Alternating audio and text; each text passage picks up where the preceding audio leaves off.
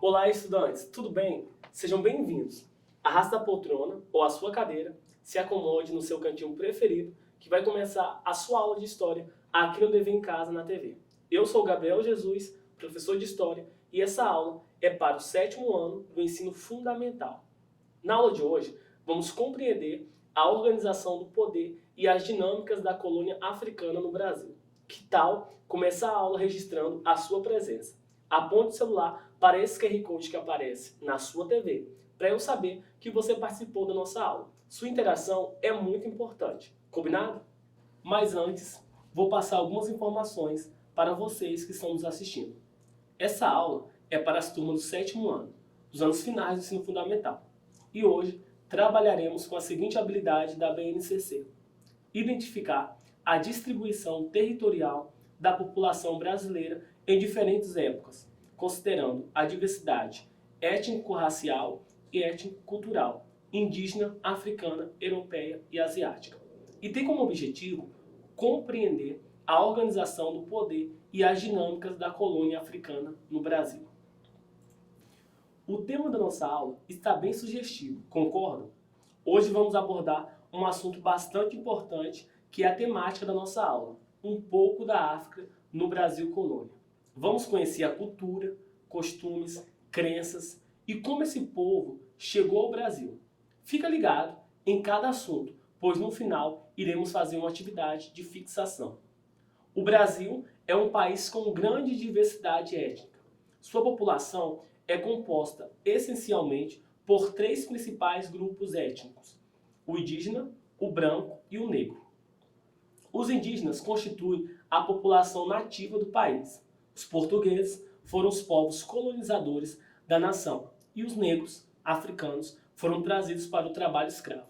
Esse contexto proporcionou a miscigenação dos habitantes do Brasil. Miscigenação é o processo gerado a partir da mistura entre diferentes etnias. Durante o período colonial, foram caracterizadas algumas subetnias, como o mulato, que é o branco mais o negro, o caboclo ou o mameluco, que é o branco com a mistura do índio, e o cafuso, que é o índio com a mistura do negro. Esses termos eram utilizados para caracterizar a população brasileira que nascia, porém, nos dias de hoje, caiu em desuso. Com o prosseguimento da miscigenação, originaram-se os inúmeros tipos de etnias que hoje compõem a nossa população. É sempre importante ressaltar que nos estados brasileiros não há homogeneidade étnica, e sim a predominância de vários grupos. A distribuição dos principais grupos étnicos pelo território nacional é uma consequência do povoamento das regiões do país. A região sul teve os europeus como principais povos ocupantes do território. Na Amazônia, predominam os descendentes indígenas. Os afrodescendentes são maioria no Nordeste brasileiro. No entanto, existe grande diversidade mesmo entre essas regiões, pois além de ter ocorrido a miscigenação nesses locais, há um grande fluxo migratório entre essas partes do Brasil. Então, quais são o fluxo, desses africanos, desses europeus, desses portugueses que vinham? Era esse aqui, Goiás, Bahia, Pernambuco, Ceará. Então, nessas partes aqui onde vemos a cor vermelha, é a parte de predominância desses nativos. Antes da chegada dos portugueses ao Brasil, o território já era habitado por povos nativos, nesse caso, os indígenas. Existem diversos grupos indígenas no país.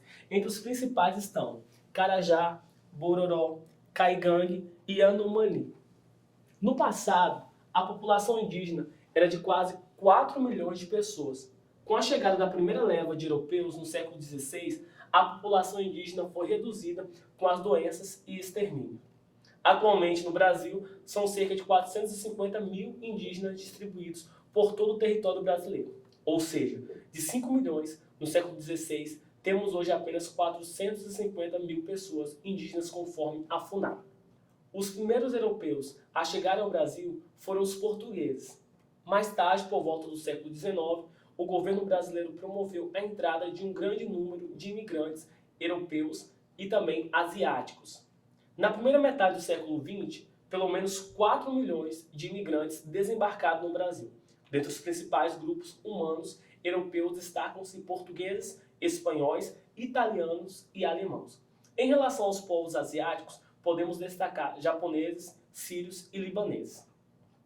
Tendo em vista essa diversidade de raças, culturas e etnias, o resultado só poderia ser uma miscigenação, a qual promoveu uma grande riqueza cultural. Por esse motivo, encontramos inúmeras manifestações culturais nas 5 regiões brasileiras. Além do mais, variados costumes, pratos típicos, entre outros aspectos. Então aqui nós temos retratando um pouco dessa diversidade cultural. Então temos aqui o bolo de milho, que é ali bem costumeiro das festas juninas. Temos a feijoada, que é bem apreciada ali em Salvador, no Rio de Janeiro. Temos aqui outros pratos típicos também, que é resultado dessa diversidade cultural. Os escravos eram obtidos na África por meio dos traficantes que compravam prisioneiros de guerra ou sequestravam africanos. É difícil saber ao certo quantos africanos foram trazidos para o Brasil ao longo de 3 séculos de tráfico negreiro. As estimativas indicam que entre 3 milhões ou 8 milhões de pessoas desembarcaram nos portos brasileiros para serem vendidas como escravas de meados do século XVI até 1850. As 4 principais rotas de navio negreiros que ligavam o continente africano ao Brasil foram as de Guiné, Minas, Angola e Moçambique. Elas concentravam o comércio desses humanos que, na maioria dos casos, eram aprisionados em guerras feitas por chefes tribais, reis ou em sobras africanas para esse fim. Nessa imagem, podemos ver a realidade de um navio negreiro. Então aqui a gente vê bastante pessoas em um pequeno espaço, com pouca higiene, né, com poucas condições ali de alimentação e sendo vigiadas por pessoas ali durante esse tráfico, durante esse trajeto. Os traficantes, principalmente portugueses, mas também de outras nações europeias e posteriormente brasileiros, obtinham os prisioneiros em troca de armas de fogo, tecidos, espelhos, utensílios de vidros, de ferro, tabaco e aguardente, entre outros. A primeira rota que vamos analisar é essa aqui da cor azul, que é a rota de Guiné. Saía de Cabo Verde, com navios cativos vindo principalmente da região onde hoje se situa Guiné-Bissau, Senegal, Mauritânia, Gâmbia, Serra Leoa, Libéria e Costa do Marfim. O destino desses prisioneiros no Brasil eram as regiões Nordeste e Norte. Já a segunda rota que vamos analisar é a rota de Minas, que é essa que está na cor verde. Os portos brasileiros do Maranhão a Rio de Janeiro, com destaque para Salvador, foram abastecidos por essa rota até a primeira metade do século XIX. Outra rota muito usada era a rota de Angola, que é essa que estamos vendo na cor laranja. Os navios que partiam da costa dos atuais territórios do Congo e de Angola se destinavam principalmente aos portos de Recife, Salvador e Rio de Janeiro. Já pela rota de Moçambique, que é essa na cor rosa que nós estamos vendo aqui, desenhado no meu dedo, os navios saíam principalmente dos portos de Lourenço Marques, atual Maputo, Ilhambe e Quilemane, em Moçambique, e se dirigiam ao Rio de Janeiro. Inicialmente, os escravos africanos foram trazidos para atuar na economia açucareira, mas a escravidão africana se estabeleceria como um esteio da força de trabalho em praticamente todos os setores da sociedade brasileira, até a sua abolição em 1888.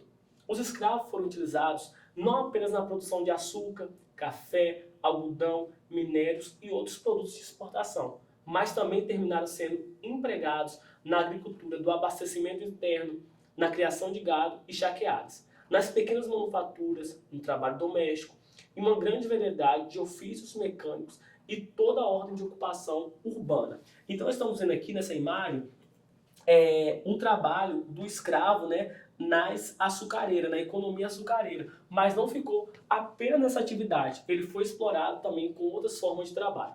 Nas cidades, eram eles que até uma altura avançada do século XIX se encarregavam do transporte de pessoas, objetos e dejetos, além de serem responsáveis por uma considerável parcela da distribuição de alimento que abasteciam pequenos e grandes centros urbanos.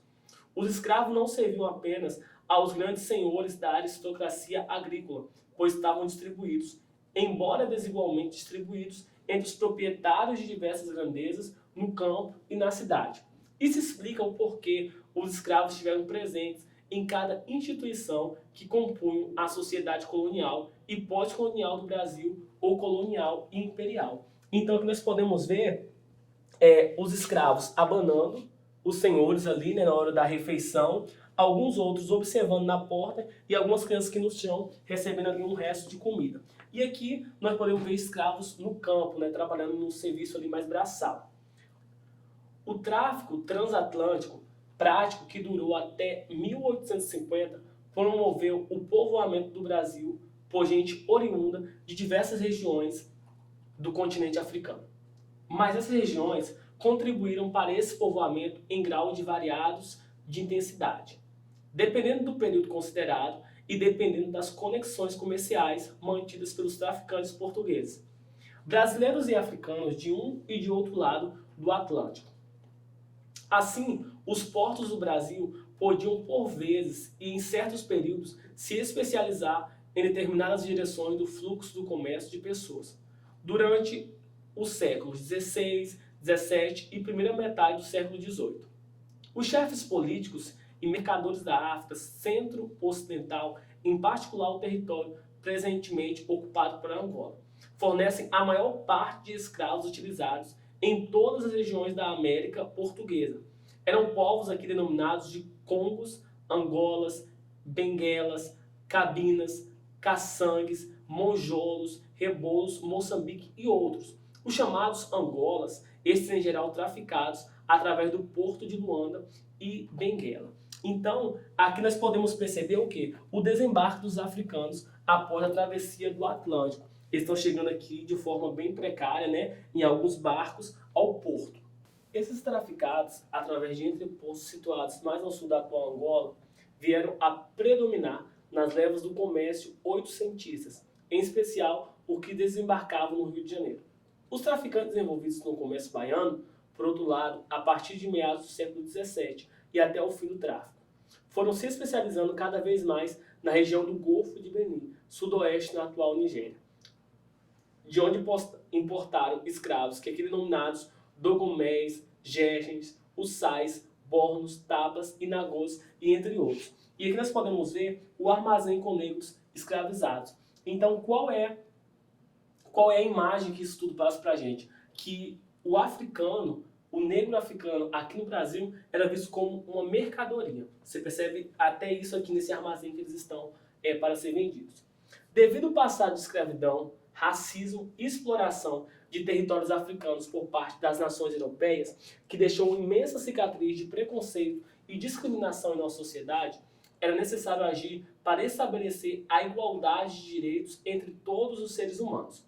Quando a Organização das Nações Unidas, a ONU, promulgou em 1948 a Declaração Universal dos Direitos Humanos, no cenário do fim da Segunda Guerra Mundial, acabou por abranger os crimes de escravidão e o tráfico negreiro.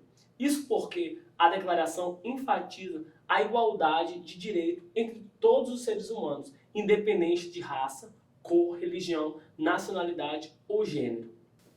Segundo o artigo 2 da Declaração Universal dos Direitos Humanos, todo ser humano tem a capacidade para usufruir o direito à liberdade estabelecido nessa declaração, sem distinção de qualquer espécie, seja de raça, cor, sexo, idioma, religião, opinião política ou de outra natureza, origem nacional ou social, riqueza, nascimento ou qualquer outra condição. O reconhecimento de direitos iguais por parte da ONU consiste num importante passo para o estabelecimento da democracia racial no mundo. A Constituição da República Federativa Brasileira de 1988 também enfatiza o estabelecimento de direitos iguais entre pessoas, independente de qualquer elemento distintivo. O artigo 5 da Constituição diz o seguinte: todos são iguais perante a lei, sem distinção de qualquer natureza, garantindo-se aos brasileiros e aos estrangeiros residentes no país a inviolabilidade do direito à vida, à liberdade, à igualdade, à segurança e à propriedade, apesar de não mencionar diretamente a questão étnico-racial. O trecho citado no documento atesta que não pode haver discriminação de qualquer natureza, ficando implícito que discriminação racial não é permitida. Durante a exposição dessa aula, vimos que os direitos humanos desses escravizados foram violados de forma cruel. Quando falamos em democracia em sentido amplo, não estamos falando apenas da possibilidade de participação política, mas também de igualdade de direitos, igualdade social, igualdade racial e liberdade garantida a todas as pessoas. Pensar em democracia racial requer, portanto, pensar em uma sociedade em que todas as pessoas, independente de sua origem étnico-racial e da cor de suas peles, sejam livres e tenham direitos iguais. A democracia racial é um conceito novo que vem sendo introduzido aos poucos, mas deve ser buscada para que tenhamos uma sociedade justa. Agora, eu convido vocês para fazer uma atividade baseada no conteúdo que nós aprendemos aqui nessa aula, tá bom? A atividade vai ser sobre associar as palavras de acordo com as imagens. Funciona da seguinte forma. Aqui temos 3 palavras: indígenas, escravizados e diversidade cultural, que foram palavras que usamos aqui durante a nossa aula. E você deve associar essas palavras às imagens. A gente vai iniciar aqui na tela 15 segundos para você responder aí na sua casa.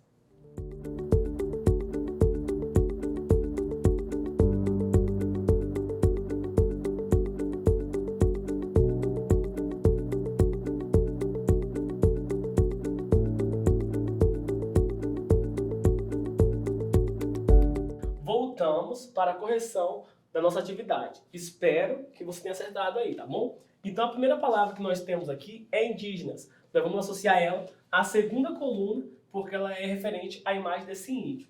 Aqui vamos ter também escravizados, que nós vamos associar à terceira imagem aqui na terceira coluna. E por último, vamos ter diversidade cultural, que está ali na primeira coluna, associado a esse mapa do Brasil. Bem, espero que você tenha acertado todas e associado corretamente. Mas, caso você tenha errado alguma, tem a segunda chance para você acertar. Voltamos para a nossa segunda atividade. E aqui tem um brinde, caso você tenha errado a primeira. Vamos ter aqui uma segunda palavra igual para você associar, tá bom? Colonizadores, África, e aqui voltamos com a palavra indígenas. Então, você que errou na primeira tem a oportunidade de acertar agora. 15 segundos na tela.